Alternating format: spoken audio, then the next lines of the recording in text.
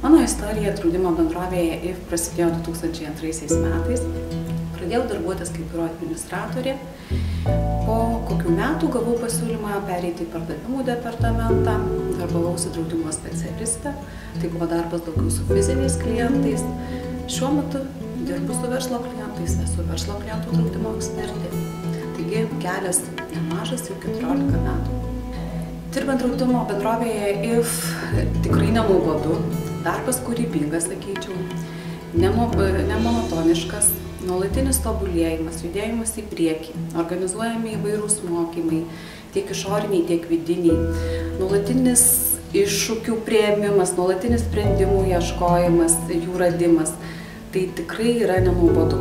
Tai tarptautinė kompanija, išsiskirianti savo darbo aplinką, bendravimo kultūrą, kuri paremta betarpišku, profesionaliu, abipusiai pasitikėjimu, grįstu bendravimu. Tai ir darbdavio požiūris į darbuotoją, tai kas išskiria draudimo bendrovę IF iš kitų kompanijų. Darbuotis šioje kompanijoje svarbu dėl tos pačios darbo aplinkos, dėl galimybės suderinti savo asmeninį ir darbinį gyvenimus, nes protingas ir efektyvus asmeninio ir gyvenimo suderinimas, manau, yra neįmanomas be palankaus darbdavio nusiteikimo. O IF nusiteikimas, manau, yra palankus.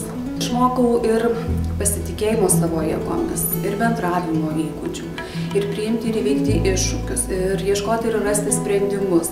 Taip pat suformavo tam tikrą požiūrį į draudimo sritį, kurią norisi dalintis su klientais ir ne tik.